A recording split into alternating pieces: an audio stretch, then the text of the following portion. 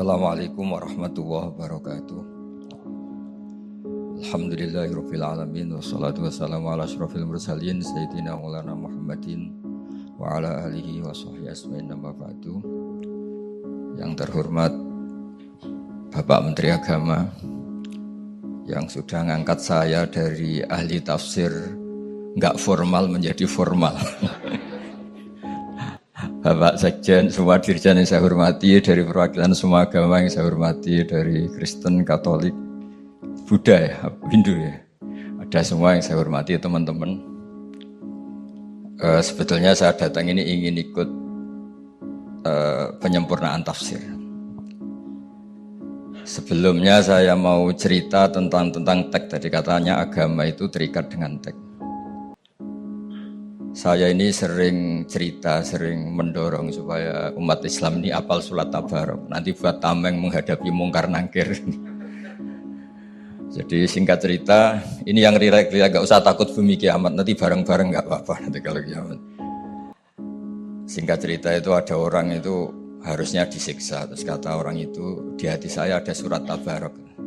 Kalau kamu nyiksa saya berarti memukuli surat Tabarok yang ada di hati saya. Singkat cerita terus berdebat bersama Allah dibebaskan. Kenapa surat Tabarok spesial? Di situ manusia diingatkan.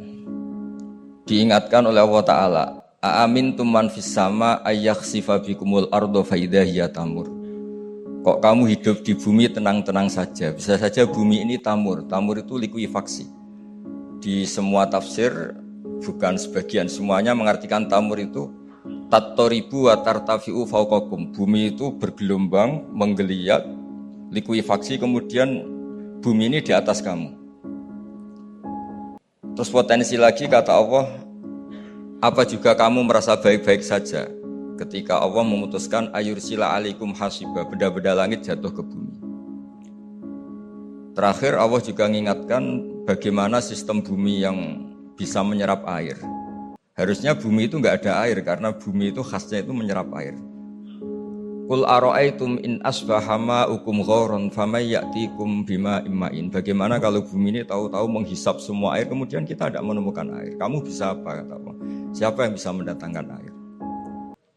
Lalu dengan peringatan Allah seperti ini orang disuruh hati-hati cara ngelola bumi ini. Makanya saya senang kalau ini ada gerakan-gerakan untuk menyelamatkan bumi. Kata ulama-ulama, takhallaku bi akhlaqillah. Jadi Allah itu begitu bangganya ketika cerita fal yanzuril insanu ila ta'amih anna sababnal ma'a sabba thumma shaqqaqnal arda shaqqa fa ambasna fiha habba wa inaba wa qadba wa zaituna wa nakhla wa hada'iqa hulba mata'al lakum wa li'an'amikum. Kata Allah, lihat prestasi saya kata Allah. Prestasi saya itu menumbuhkan beberapa bijian, beberapa makanan, buah-buahan yang kamu butuhkan supaya kamu hidup di bumi ini nyaman. Mata Allakum wali an'ami. Sehingga dalam sebuah hadis diterangkan tidak ada orang muslim, tidak ada manusia yang menanam pohon kemudian berbuah dan dimakan oleh manusia maupun binatang kecuali itu menjadi sedekah.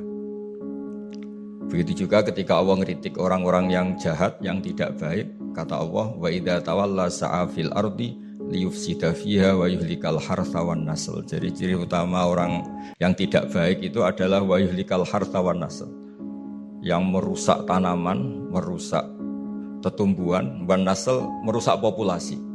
Sehingga populasi ini harus kita jaga. Yang terakhir saya memang datang untuk penyempurnaan tafsir, saya ada banyak-banyak. Nanti dosanya yang ngatur saya tambah banyak nanti. Saya ini tadi bilang ke Pak Menteri. Pak Menteri ini kan dekat sekali sama Pak Gure. Saya ini baru ini datang di Kemenang karena saya lama sebagai penekun tafsir.